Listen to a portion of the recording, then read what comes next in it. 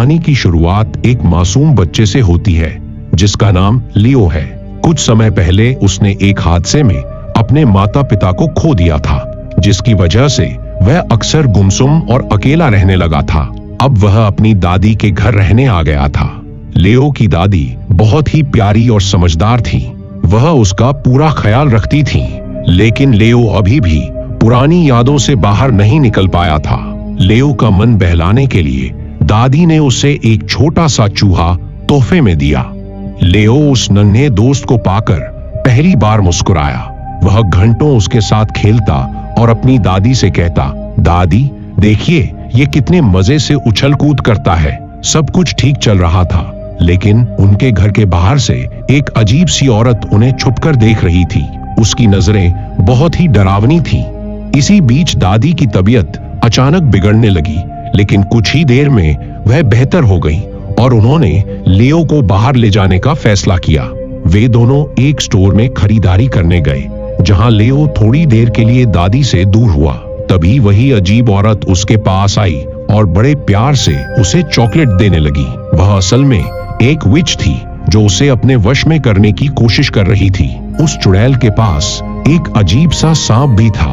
खुशकिस्मती से तभी दादी ने लियो को आवाज दी और वह दौड़कर दादी के पास चला गया, जिसे देखकर वह औरत वहां से गायब हो गई। घर आकर लियो ने अपनी दादी को बताया, दादी स्टोर में वह औरत बहुत अजीब थी। वह मुझे जबरदस्ती चॉकलेट खिला रही थी। दादी का चेहरा डर से सफेद पड़ गया। उन्होंने बताया कि वह कोई मामूली औरत नहीं बल्कि एक खतरनाक विच थी। दादी ने लियो को समझाया कि अजनबियों से कुछ लेकर नहीं खाना चाहिए, क्योंकि वह उन्हें फंसाने का जाल हो सकता है। दादी ने अपने बचपन की एक खौफनाक कहानी सुनाई कि कैसे उनकी एक सहेली को एक विच ने मुर्गी में बदल दिया था। दादी ने फैसला किया कि अब यह घर सुरक्षित नहीं है, क्योंकि उन पर चुड़ैलों की नजर पड़ चुकी है। इसलिए वे दोनों एक बड़े 5 स्टार होटल में चले गए, जहां का मैनेजर दादी का जानकार था। लेकिन बदकिस्मती ने वहां भी उनका पीछा नहीं छोड़ा। उसी होटल में शहर की सारी विचेस एक गुप्त मीटिंग के लिए इकट्ठा हो गई थी। उनका प्लान बहुत ही खतरनाक था। वे शहर के सभी बच्चों को जादुई चॉकलेट देकर जानवरों में बदलना चाहती थीं। रात को बारिश और तूफान के बीच दादी ने लियो को बताया कि इन चुड़ैलों को पहचाना कैसे जाता है। उन्होंने बताया कि उनकी उंगलियां लंबी और नाखून गंदे होते हैं, इसलिए वे हमेशा दस्ताने ग्लव्स पहनती हैं। उनके सिर पर बाल नहीं होते, इसलिए वे विग और बड़े हैट्स लगाती हैं। अगली सुबह लियो अपने चूहे के साथ होटल के एक बड़े हॉल में खेल रहा था। तभी वहां उन चुड़ैलों का पूरा ग्रुप आ गया। लियो बुरी तरह डर गया और एक कोने में छुप गया, लेकिन तभी उनकी लीडर को किसी बच्चे की खुशबू आने लगती है। चुड़ैलों की लीडर को लियो की महक तो आती है, लेकिन वह उसे ढूंढ नहीं पाती। वह अपनी मीटिंग शुरू करती है और सभी चुड़ैलों को एक जादुई दवा पोषण दिखाती है। वह कहती है, इसकी एक बूंद किसी भी चॉकलेट में डाल दो तो उसे खाने वाला बच्चा जानवर बन जाएगा। बातचीत के दौरान उसे फिर से लियो की खुशबू आती है। वह अजीब तरीके से हवा को सूंघने लगती है, जिससे उसका चेहरा काफी डरावना और फनी दिखने लगता है। वह उस मेज को उठाकर फेंक देती है जहां लियो छुपा था, पर वहां कोई नहीं होता। दरअसल लियो वेंटिलेशन वाली खिड़की के पास पहुंच चुका था। वह उसे पकड़ने ही वाली थी कि तभी वहां एक गोलू मोलू सा बच्चा आ जाता है। चुड़ैलों को वह बच्चा एक आसान शिकार लगता है और वे उसे वही जादुई चॉकलेट खिला देती हैं। चॉकलेट खाते ही वह बच्चा एक छोटे चूहे में बदल जाता है।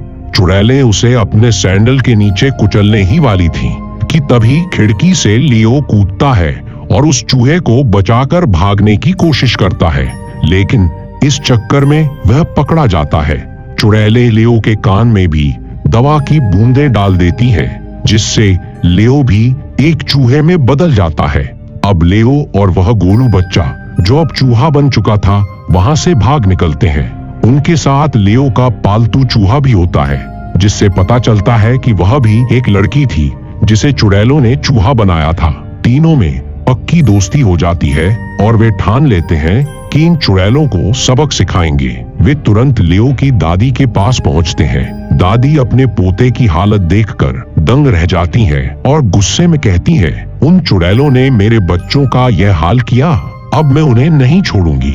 लियो बताता है कि चुड़ैलों का कमरा उनकी बालकनी के ठीक नीचे है। दादी एक तरकीब लगाती हैं। वह एक ऊनी मोजे सौक में लियो को बिठाकर नीचे लटकाती हैं ताकि वह जादुई दवा चोरी कर सके। लियो बड़ी हिम्मत दिखाकर वह दवा ले आता है। जब दादी मोजे को ऊपर खींच रही थी, तभी एक चुड़ैल उसे देख लेती है। दादी बड़ी चालाकी से बहाना बनाती है कि वह बुनाई कर रही थी और मोजा नीचे गिर गया। तभी होटल का मैनेजर वहां आ जाता है और चुड़ैल का ध्यान भटक जाता है। ऊपर पहुंचकर दादी वह दवा चूहों पर आजमाती है, लेकिन कोई असर नहीं होता क्योंकि वह दवा इंसानों को जानवर बना सकती थी, जानवरों को इंसान नहीं। तब लियो एक जबरदस्त आइडिया देता है, दादी क्यों ना हम यह दवा उन चुड़ैलों के सूप में मिला दें जो वे रात को पीने वाली है। दादी को आइडिया पसंद आता है। वे किचन में जाकर चुपके से सूप में दवा मिला देती हैं। मैनेजर को शक होता है, पर दादी उसे अपनी बातों में फंसाकर चुप करा देती हैं। रात के खाने पर जैसे ही सारी चुड़ैलें वह सूप पीती हैं, देखते ही देखते वे सब चूहों में बदल जाती हैं। दादी और वहां के कर्मचारी उन चूहों को भगाने और मारने लगते हैं, लेकिन सबसे बड़ी चुड़ैल ने अभी तक सूप नहीं पिया था, वह बच निकली थी। तब तीनों चूहे मिलकर एक जाल बिछाते हैं और बड़ी चालाकी से उसके मुंह में दवा डाल देते हैं। वह भी एक बड़ी चूहिया बन जाती है। दादी उसे एक कांच के गिलास में बंद कर देती है और उसके सामने एक बिल्ली छोड़ देती है। आखिर में दादी उन तीनों चूहों को अपने साथ लेकर सुरक्षित घर लौट आती हैं। गोलू बच्चे के माता पिता उसे ढूंढ रहे थे, लेकिन उसकी माँ बहुत चिड़चिड़ी थी। जब उसे पता चला कि उसका बेटा चूहा बन गया है, तो वह उसे अपनाने से मना कर देती है। वह चूहा भी खुश था कि उसे लियो और दादी जैसे अच्छे दोस्त मिल गए। अब लियो, उसकी सहेली और गोलू बच्चा तीनों चूहे बनकर ही खुश थे।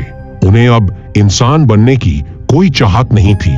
वे दादी के साथ मजे से खेलते, अच्छा खाना खाते और अपनी नई जिंदगी का आनंद लेते।